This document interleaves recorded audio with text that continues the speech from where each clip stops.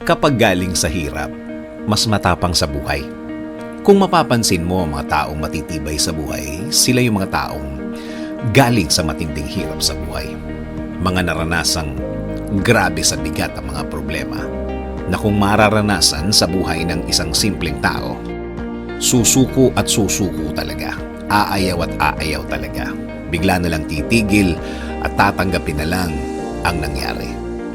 Pero, ang mga taong nag-decide na dumiretso lang sa buhay, sila yung matitibay na.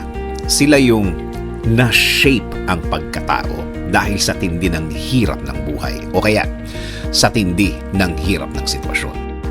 Talagang ang mga darating sa buhay nila sa future ay parang wala na lang. Tama, manggaling na sila sa pinakamahirap, pinakamatindi. Oo naman, nasa kanila ang desisyon kung ayaw na nila. Pero, ano ang pakinabang kung aayaw na sila?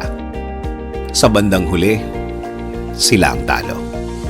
Sabi nga nila, bahala na si Lord. Malalakas ang faith ng mga taong ito. Pinanggalingan na nila yan. Kaya alam na nila na hindi naman talaga magtatagal ang sitwasyon nila. Sa mga nagdaan, napatunayan na nila na gagaan ang lahat. Lalo na kung sukuan time. Isinusuko nila lahat sa Diyos. Pwede naman talaga yon. Dahil kung sila lang yan, wala. Hindi nila kakayanin.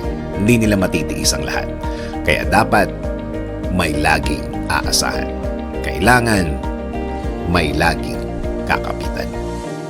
Kung malalaman mo ang buong kwento nila, hindi lang iisa ang kwento nila. Marami na. Marami ng pagkakataon na ang pakikipag-usap nila o niya sa Diyos ay napakatindi.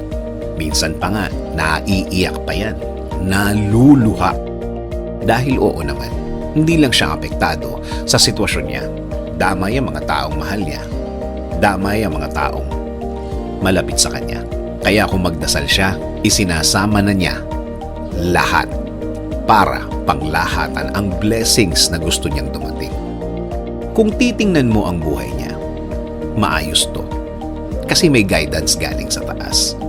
Kapag naman isinuko na niya ang lahat, may direksyon na tayong makukuha sa Diyos. May gagawin na siya. Makikita mo at gagaan na ang lahat. Huwag mawalan ng loob. Huwag mawalan ng pag-asa. Aayos at aayos ang lahat. Basta kumapit. Basta maniwala. Sa mga taong naging cause ng malaking problema mo, akala mo lang yun. Sila ang naging cause. Sa totoo lang, nire-ready ka lang ni Lord sa mas magandang plano niya sa buhay mo. Kailangan mong maranasan ang mga yan para mas umangat ka bilang tao. Bilang anak niya. Sa buhay naman kasi, galing ang tibay at wisdom natin sa mga mahihirap na sitwasyon. Sa mga mahihirap na problema. Mas matinding problema, mas matindi ang lesson. Mas matindi ang makukuha na magagamit mo pagdating ng araw. Sa dulo, lagi namang maganda ang plano ng Diyos sa iyo. Sabi nga sa Jeremiah 29:11, "For I know the plans I have for you, declares the Lord, plans to prosper you and not to harm you, plans to give you a hope and the future."